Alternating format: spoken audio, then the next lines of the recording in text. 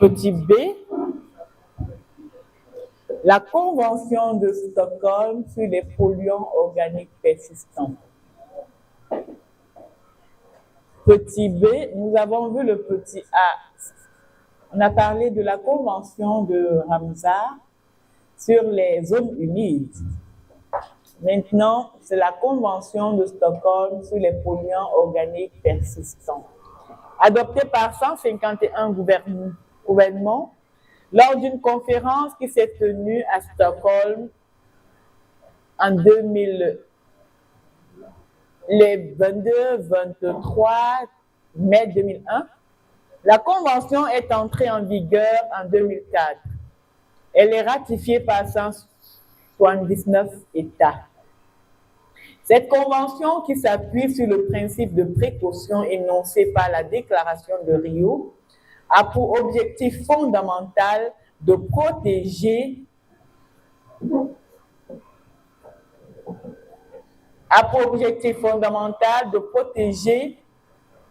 la santé humaine de l'environnement contre les polluants organiques persistants. Les polluants organiques persistants font partie des polluants les plus dangereux rejetés par l'homme dans l'environnement. Ce sont des substances chimiques qui se caractérisent par 4 propriétés. Premièrement, elles sont persistantes car elles sont résistantes aux dégradations biologiques naturelles. Deuxièmement, elles sont bioaccumulables. Elles s'accumulent au sein des organismes vivants. Leur accumulation dans les organismes augmente à chaque maillon de la chaîne alimentaire lorsqu'elles ne sont pas métabolisées par ces organismes qui les stockent, soit dans un processus long, les éliminent. Troisièmement, ces organismes sont mobiles. Elles ignorent les frontières naturelles ou conventionnelles. Elles se propagent par voie d'eau, d'air ou par des espèces migratrices à des distances qui sont très éloignées de leur lieu d'émission. Ainsi, comme cela se produit fréquemment, elles peuvent partir des régions chaudes pour des régions polaires, parfois pendant des siècles. Enfin, elles sont toxiques. Elles peuvent même, à des faibles doses, produire des effets très nocifs sur la santé humaine et animale.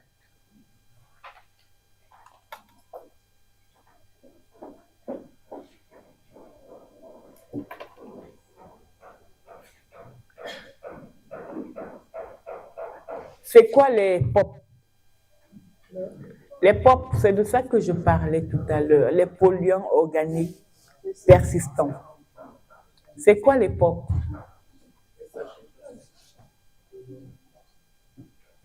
Quoi d'autre? Ben, il y a les sachets plastiques. Il y en a qui m'ont dit que chez eux, c'est biodégradable. Mais les biodégradables, c'est les sachets plastiques. Mais ça ne s'envole pas, ça ne bouge pas, ça se dégrade. Alors, c'est quoi les POP? Il faut préciser le type de sachet plastique, oui. Ce sont les composés, vous parlez de façon générale, ce sont des composés qui ont plusieurs aspects chimiques et biologiques. Bien, mais encore, c'est quoi un polluant? C'est une substance qui a des effets toxiques sur la santé, l'environnement. est-ce que vous pouvez me citer un polluant organique persistant?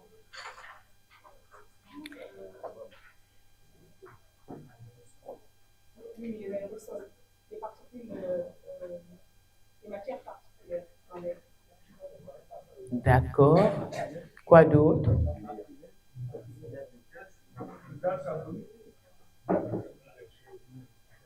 Oui. D'accord. Elle va aller de frontière en frontière?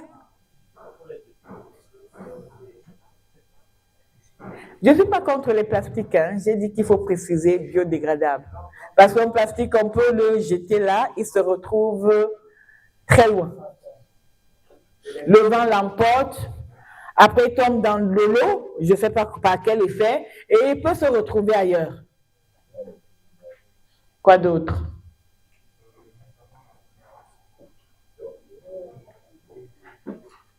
Reconnaissant la nécessité de l'assistance technique dont ont besoin les pays en développement, pour la mise en œuvre de la Convention, les États parties s'engagent à favoriser le transfert de technologies en leur faveur, afin de les aider à réussir l'application de leurs obligations au titre de la Convention.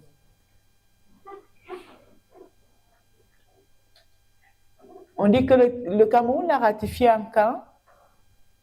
En 2009. Je comprends pourquoi après nous étions un petit peu persécutés avec les plastiques. On ne veut plus les plastiques noirs. Il fallait voir, et les policiers et tout, tu te balades, oh, mais maintenant, on nous a vendu les plastiques entre guillemets biodégradables, tu arrives quelque part, on te dit un plastique très dur. Comme ça, en te levant, on dit biodégradable.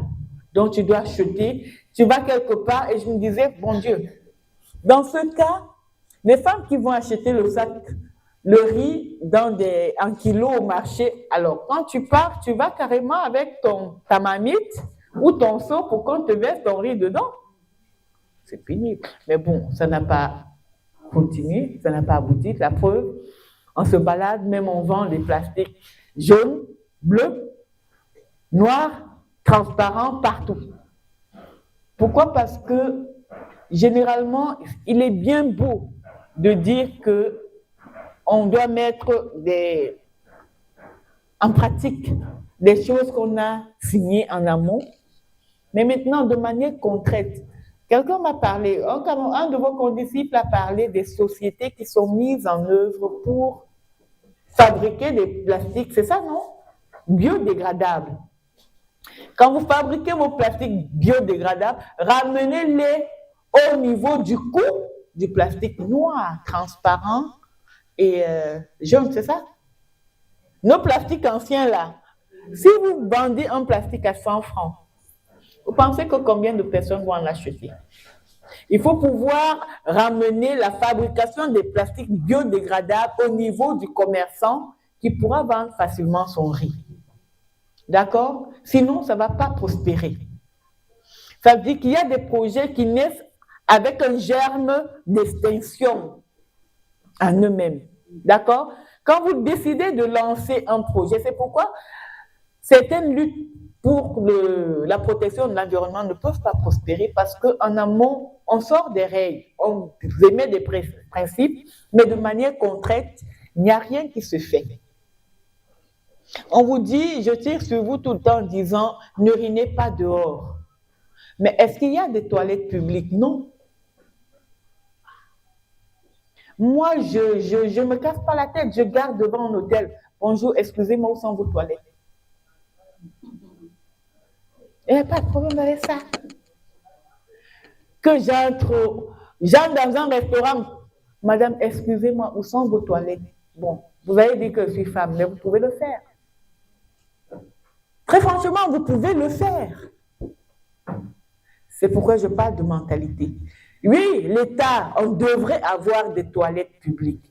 Au campus là-bas, ils en ont mis. Un étudiant sautait le matin, les toilettes, j'ai dit à quelqu'un, je lui ai dit, si c'est uriné, vous ne sortez pas.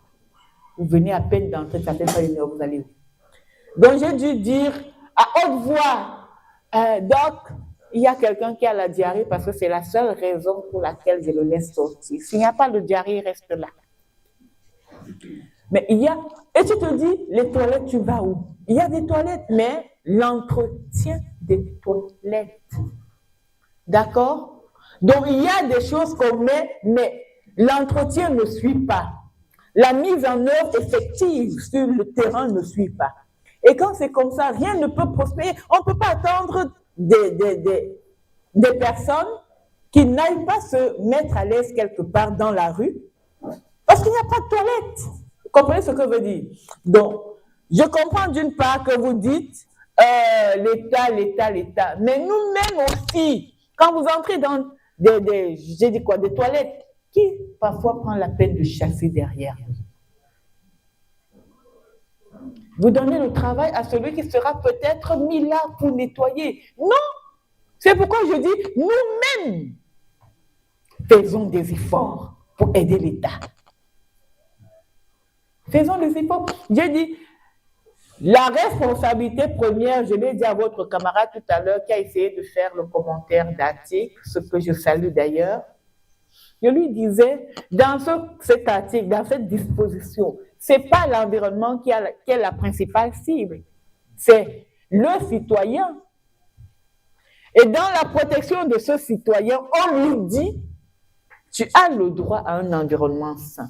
Mais maintenant, tu dois faire toi-même quelque chose. Tu as le devoir, c'est ton devoir de vivre, de faire en sorte que ton environnement soit sain. Et l'État va maintenant prendre des mesures pour t'accompagner. Je lui disais, l'environnement n'est pas l'élément principal, c'est le citoyen qui est l'élément principal. Pour dire, l'État fera. Mais l'État aimerait voir quand même que quand il fait, vous l'encouragez à continuer à faire. D'accord? Oui? Donc, arrêtez de tirer sur l'État. Arrêtons de tirer sur nous-mêmes. Parce que nous sommes l'État. Nous sommes la population, nous constituons la population de l'État. Sans nous, l'État n'existe pas. Sans population, il n'y a pas d'État. Un territoire, le gouvernement même, c'est l'État. Un territoire sans population, ça ne sert à rien. Il n'est pas État. Là, c'est les éléments sociologiques. Je n'ai pas dit que c'est les trois là qui constituent l'État. Bien. J'ai terminé. Paragraphe 2, les déclarations. Oui.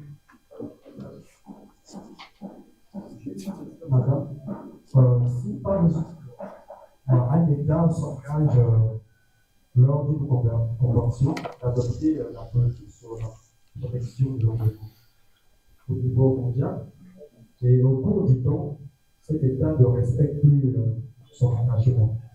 Quelles sont les représailles que la communauté internationale a réservées dans ce type d'action? Vous aimez les représailles de la communauté internationale. Je vous ai dit une chose, le droit international, c'est un droit d'intérêt. D'accord? Mais maintenant, retenons également que chaque État est souverain. Même s'il faut des représailles, c'est des pressions qu'on peut vous mettre d'une certaine manière. D'accord? Je me rappelle, il y a eu un problème avec l'Ukraine qui voulait absolument être dans l'Union européenne. Donc, quel pays s'est mis à dos tout le monde? La Russie s'est mis tout le monde à dos parce que la Russie a dit tu n'entreras pas. C'était dans l'Union? Non. Dans l'OTAN. La France a fait semblant on a essayé de mettre toutes sortes, de faire marcher toutes sortes de pressions contre la Russie. Est-ce que ça a prospéré? Certains États signent ces conventions, ces accords, ces traités. Pourquoi? Parce que, à la fin, j'ai dit quoi? Les États développés, les pays développés partis s'engagent à octroyer des ressources financières. C'est peut-être ça qui les motive généralement à signer à ce moment-là. D'accord? Ils signent. Mais maintenant, tant que tu ne ratifies pas chez toi, ça ne s'applique pas. Personne ne peut venir te forcer à ratifier quelque chose chez toi. Vous comprenez ce que je veux dire? Le droit international, pour qu'il soit mis en œuvre chez nous, sur le plan interne, il faut qu'il soit ratifié. Maintenant, pour qu'il soit ratifié, il faut que ce qui a été signé soit conforme avec la Constitution, qui est la norme fondamentale et suprême. D'accord? Maintenant, s'il y a contrariété entre la Convention, je prends au niveau de... S'il y a contrariété entre l'accord, le traité ou la Convention avec la Constitution, il faudra d'abord réviser la Constitution pour qu'elle s'adapte, pour qu'on ratifie. Donc, l'État peut se calmer et dire, bon, j'ai signé, mais de toute façon, il peut y avoir contrariété avec ma Constitution. Je n'ai pas le temps d'aller mobiliser le Parlement pour réviser la Constitution, je ne signe pas. On ne peut pas te mettre la pression. La pression peut être, je le dis bien, indirecte, mais on ne viendra pas te forcer la main de signer, de ratifier. D'accord? Donc, vous pouvez signer parce que tout le monde, certains, vous voyez les autres signer, vous vous dites, bon, je ne peux pas être le seul à ne pas signer. Vous signez, mais vous prenez tout votre temps pour ratifier. Tant que ce n'est pas ratifié, ça ne s'applique pas. Je l'ai dit hier, et beaucoup d'États font cela. Ils signent, mais ne ratifient pas. Et tant que ce n'est pas ratifié, on ne peut rien faire. Ça ne peut pas entrer en vigueur sur le plan national. Maintenant, lorsque tu ratifies, on ne peut pas te forcer non plus. Il n'y a pas une armée qui viendra te forcer à le faire. Il y a des pressions. On va te couper peut-être des prêts, des fonds et tout, des financements. Ça va te pousser, un peu comme pour la démocratie. Vous pensez que les États africains voulaient la démocratie? Hein? Vous allez accepter quelque chose qui va venir vous mettre hors du pouvoir? Non. C'est parce qu'il y avait des pressions. Ils sentaient que si on ne le fait pas, les bailleurs de fonds ne vont plus nous prêter de l'argent. Ils ont signé. Donc c'est pareil. Il y a des pressions qu'on va mettre aux États. D'accord? Et maintenant, avec le pollueur-payeur, on verra plus tard. Tant que votre pollution, mais les États africains ne polluent pas énormément. Donc notre pollution, sauf si maintenant, votre pollution crée quelque chose qui peut être assimilé à une catastrophe qui touche ou qui choque la communauté, la société internationale. Là, vous attirez quand même les regards de la société internationale sur vous. D'accord? Mais maintenant, si on vous dit, par exemple, quelle catastrophe peut faire quoi? Je ne sais pas. Sauf s'il y a vraiment une dégradation de telle sorte qu'il y a une catastrophe qui choque. Parce que votre camarade, votre condisciple a dit tout à l'heure que c'était quoi le Congo? C'est à la suite d'une catastrophe. C'était en Côte d'Ivoire? C'était en Côte d'Ivoire? Oui. Que la communauté internationale, que le pays, la Côte d'Ivoire, s'est véritablement engagé. D'accord? Il faut qu'il y ait quelque chose qui soit comme un électrochoc pour que la communauté internationale se lève pour agir contre un État. Mais bon, si vous ne voulez pas, vous ne ratifiez pas simplement. Ça vous évite beaucoup de choses. Paragraphe 2, les déclarations. L'on dénomme plusieurs déclarations ayant influencé l'essor du droit de l'environnement. Il y a grand A, la déclaration de Stockholm de 1972. Elle est adoptée à la fin des travaux de la Conférence des Nations Unies à Stockholm les 5 au 16 juin 1972. Elle est unanimement considérée comme l'acte fondateur du droit international de l'environnement. Elle fait écho au rapport sur les limites de la croissance, plus connu sous le rapport Meadows, publié en 1972, qui souligne que l'avenir de la planète et de l'espèce humaine est menacé par le maintien du rythme de croissance économique et démographique. La déclaration se compose de 26 principes précédés d'un préambule.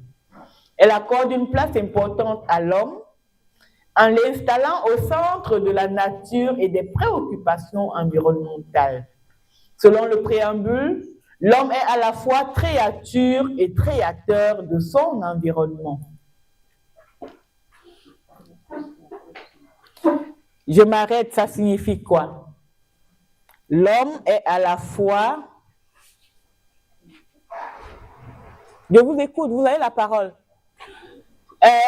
Article à commenter, c'est toujours une disposition du préambule de la déclaration de Stockholm qui dit que l'homme est à la fois créature et créateur de son environnement, fermez les guillemets. On en parle. Selon vous, ça signifie quoi?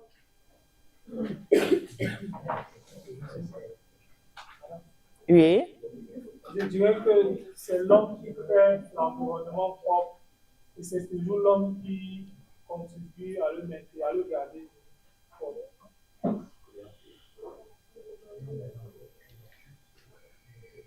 Oui. Moi, je dirais que l'homme est un produit de son environnement et il produit aussi son environnement. L'homme est un produit de son environnement et il produit Aussi son environnement. Autrement dit, Il est l'acteur de son environnement et il est aussi, bon, il fabrique aussi son environnement. qui peut me dire cela en français extrêmement facile? Alors, Oui. ce que moi je comprends, c'est que l'homme fait partie de l'environnement Oui. et l'homme influence également l'environnement. D'accord. Oui.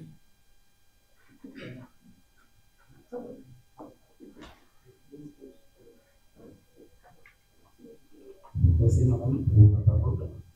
Alors, dans cette phase-là, il y a deux éléments principaux, à savoir l'homme est créature de son environnement, c'est-à-dire que l'homme est appelé à vivre dans un environnement indépendamment de sa volonté. Et maintenant, la propriété de cet environnement-là dépend maintenant de l'homme lui-même et de ses actions. Très bien. L'influence de l'environnement. L'homme est à la fois créature et créateur de l'environnement. On a parlé des espèces tout à l'heure, n'est-ce pas? L'homme fait partie de l'espèce humaine. D'accord? Donc, dans l'environnement, il y a l'espèce humaine, il y a l'espèce végétale. Et l'homme fait partie de l'espèce humaine. Bien. J'ai parlé hier ou avant-hier de l'effet boomerang. Il est quoi? Créateur de son environnement, c'est l'effet boomerang. Ça veut dire que c'est toi qui crées les conditions dans lesquelles tu vas vivre. Tu es une créature, mais c'est toi qui décides que dans ton milieu, il y aura des fleurs. Et si tu décides de faire de ton milieu un jardin, tu vas vivre avec beaucoup de fleurs, mais sachant que de temps en temps, il y aura des abeilles qui viendront quand même butiner sur des fleurs. D'accord? Maintenant, dans ton milieu, dans ton environnement dans lequel tu te trouves, tu peux décider, tu es dans un environnement qui est la forêt, tu décides de transformer les gros arbres de forêt en quelque chose d'autre. Si tu décides de les couper tous, tu sauras quand même qu'après avoir coupé tous les arbres, tu n'auras plus d'ombre. Tu seras exposé à la chaleur, donc tu es créateur de l'environnement que tu vas avoir. Maintenant, si tu décides, étant créateur de ton environnement, de couper les arbres en laissant quand même certains pour que tu aies de l'ombre, tu profites et du bien-être totalement, ça veut dire que tu as construit, mais il y a quand même les arbres qui te redonnent de l'ombre et tu as laissé une partie où tu vas cultiver, d'accord? C'est pourquoi on dit créateur de son environnement. Ça veut dire que si tu le crées mal, il te revient, le mal là te revient encore à la gueule, comme effet boomerang. D'accord? Si tu gères bien ton environnement dans lequel tu te retrouves, cet environnement te sera reconnaissant et tu vivras bien. C'est pourquoi on dit l'homme est créature parce que tu te retrouves dans l'espèce humaine plutôt que espèce animale. D'accord? Tu es une créature de cet environnement, tu es une composante de l'environnement. Maintenant, cet environnement, la qualité de l'environnement est déterminée par toi. Tu es celui qui détermine la qualité du milieu dans lequel tu vas vivre. D'accord? Vous les hommes, comme vous... Excusez-moi, il y a beaucoup d'hommes dans la salle, n'est-ce pas? Ils sont créateurs, ils sont des créatures et des créateurs de leur foyer. Il fait la bouche comme ça, c'est vrai. C'est pas ça, les filles. Les gars, c'est ça, non? C'est ça pas? Ou c'est ça? C'est ça ou c'est ça? C'est ça. C'est pourquoi, quand on va atteindre l'étude d'impact environnemental, je vous dirai comment bien gérer vos futurs environnements si vous n'y êtes pas encore. D'accord? Non, pas les filles. Vous êtes des éléments des environnements des gens.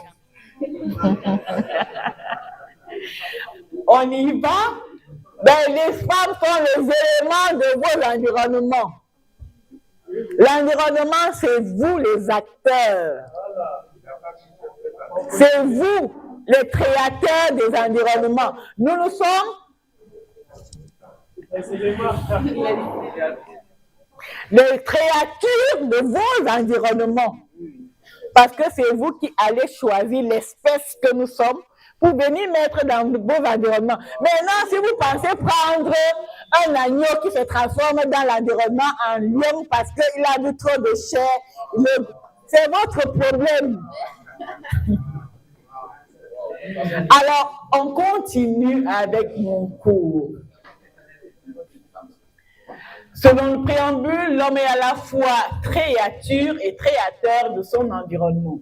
Il en est arrivé à un stade de progrès qui lui permet de modifier de manière significative son environnement et les exemples de dommages qu'il a provoqués se multiplient par de nombreuses régions du globe. Il faut responsabiliser les collectivités et les citoyens pour défendre et améliorer l'environnement. La déclaration de Stockholm exhorte les peuples et les États à lutter contre les pollutions, les rejets des matières toxiques ou d'autres matières et les dégagements de chaleur en des quantités ou sous des concentrations telles que l'environnement ne puisse plus en neutraliser les effets. Elle reconnaît aux États la mission de prévenir les pollutions marines puisqu'ils devront prendre toutes les mesures possibles pour empêcher la pollution des mers. Rambé, la déclaration de Rio de 1992. Elle résulte de la conférence des Nations Unies sur l'environnement et le développement. Elle a eu lieu à Rio de Janeiro au Brésil des 3 au 14 juin 1992. Elle est communément appelée conférence de Rio au sommet de la Terre. Celle-ci avait réuni un nombre impressionnant et sans précédent de participants. On avait des représentants de 176 gouvernements, dont 100 chefs d'État et 113 représentants de gouvernement. La conférence de Rio s'est appuyée sur le rapport intitulé « Notre avenir à tous », plus connu sous le nom de rapport Brundtland, ok, qui avait été publié en 1987 par la Commission mondiale sur l'environnement, encore appelée Commission Brundtland du nom de sa présidente. La déclaration de Rio est composée de 27 principes, proclame dans son préambule qu'elle réaffirme et prolonge la déclaration de Stockholm, qui dit quoi? Que l'homme est une créature et créateur de son environnement. Elle reconnaît le droit souverain dont jouit chaque État d'exploiter ses propres ressources, mais également le devoir auquel l'État est tenu de faire en sorte que les activités exercées dans les limites de sa juridiction ou sous son contrôle ne causent pas de dommages à l'environnement hors de sa juridiction. Parmi les autres principes de Rio se trouvent des principes qui ont été transposés dans la plupart des systèmes juridiques nationaux, notamment le principe d'intégration, de participation, de précaution, le principe pollueur-payeur et le principe de prévention. La conférence de Rio n'a pas seulement produit la déclaration, elle a également donné naissance à d'autres textes. Je cours ou ça va? Il y a un qui me semble Ça va? D'accord. Parce que la dernière fois, il était là-bas, il avait l'air trop sérieux. Donc, de temps, vous voyez son regard, il est comme ça.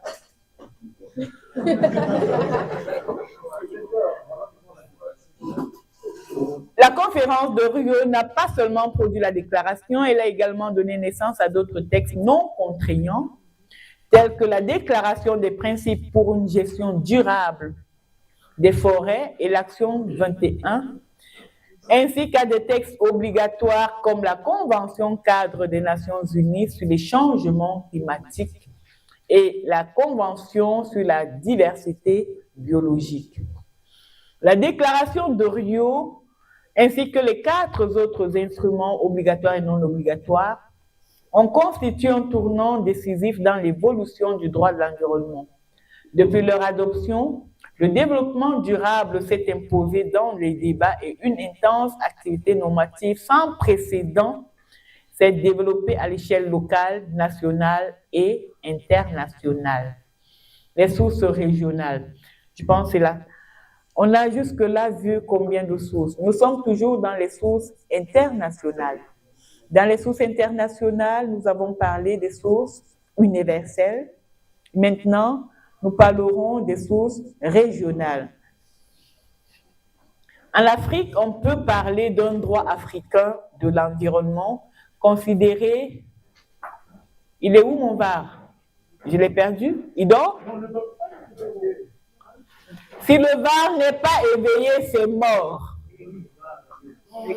En Afrique, on peut parler d'un droit africain de l'environnement considéré comme ancien parce que la première convention remonte à 1968, quand pratiquement 2/3 des États n'étaient pas indépendants. Point. Quelqu'un m'a dit hier que les délégués n'étaient pas choisis ou élus. J'ai dit, il y a vos délégués qui parlent à votre place, à vos lieux et places, à vos non-lieux et places. Vous m'avez répondu quoi? Dites à haute voix, vous m'avez répondu quoi? Oui.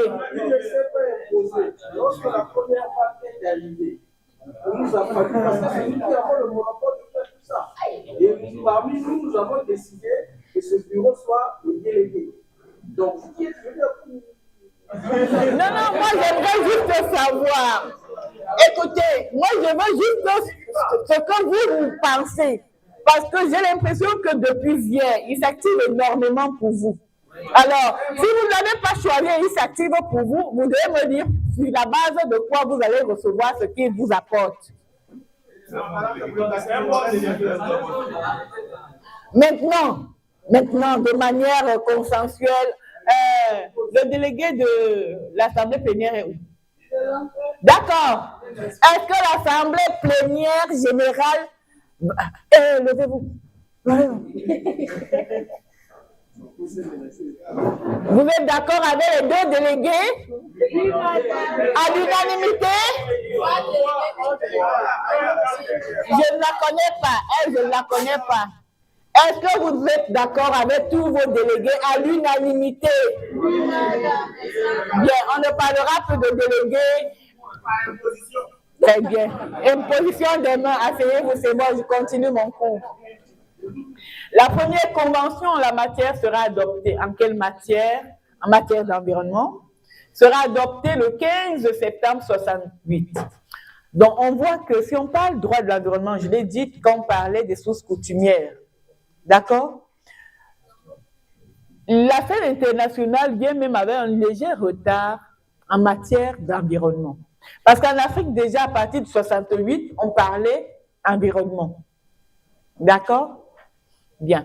Certainement trop inspiré par les coutumes, on a eu un petit peu d'avance sur les autres. Alors, depuis les indépendances, les conventions environnementales de portée régionale sont conclues dans le cadre de l'OUA, qui est l'Organisation de l'Unité africaine, depuis 2002 de l'Union africaine. Il existe 3 conventions maintenant. Il y a la Convention phytosanitaire pour l'Afrique, qui a été conclue en 1967. On a la Convention d'Alger, qui a été conclue en 1968. On a la Convention de Bamako qui a été conclue en 1991 sur les mouvements transfrontières des déchets dangereux. La première convention approuvée à Kinshasa en septembre 1967 par la Convention des chefs d'État et de gouvernement a pour objectif la protection de la santé des plantes et l'éradication ou la lutte contre les maladies, des insectes, des parasites et autres ennemis des plantes en Afrique. Dispensée de signature, elle n'a reçu jusqu'à présent que 10 ratifications, dont celle du Cameroun. On a ensuite la Convention d'Alger de 1968. Elle est une appellation courante de la Convention africaine sur la conservation de la nature et des ressources naturelles. Elle est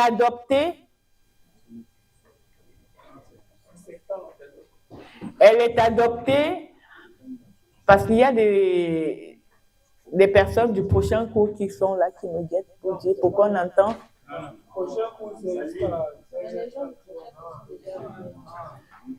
Mon collègue qui était ici la dernière fois est où? À 11h. C'est peut-être ce sont ces personnes qui arrivent qui guettent. Donc ils prennent leur mal en patience.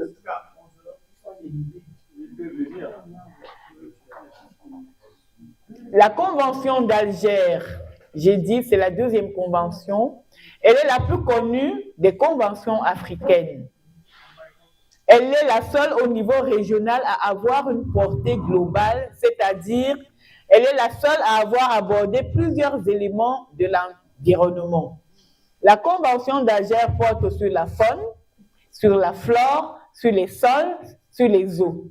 Elle traite également de l'éducation, de la recherche, de l'organisation administrative, des plans de développement et de la coopération internationale en matière de conservation de l'environnement.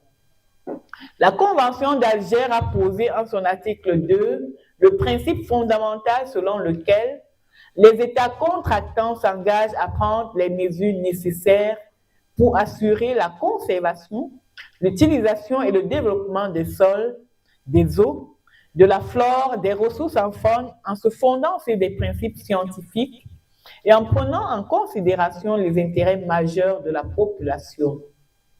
La Convention d'Alger a défini 3 principales méthodes de conservation de la faune et de la flore.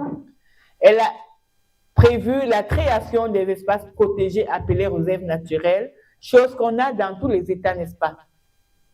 Nous avons, pour protéger la faune et la flore, est-ce qu'on n'a pas des réserves naturelles dans nos pays?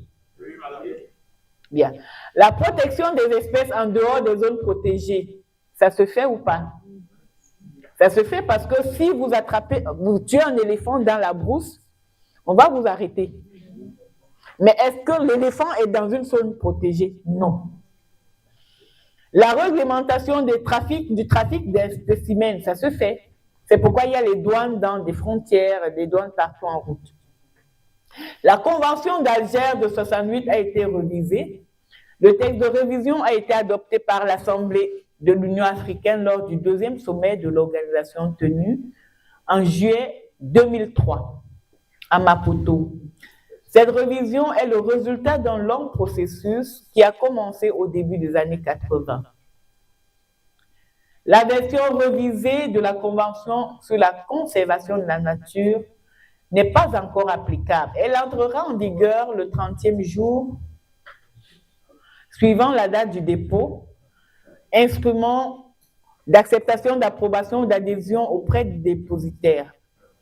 Le Cameroun ne l'a pas encore signé ni ratifié. La Convention de Maputo de 2003 est une adaptation spécifique du droit continental de l'environnement au droit international contemporain.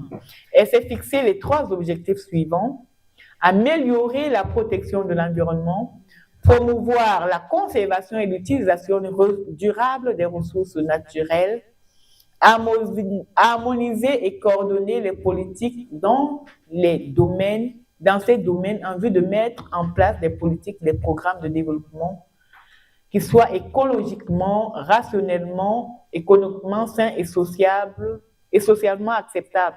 Paragraphe 2 la Convention de Bamako de 1991 et je pense qu'on peut arrêter là, non?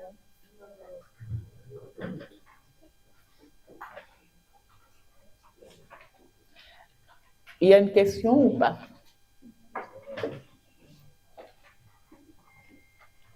Voilà.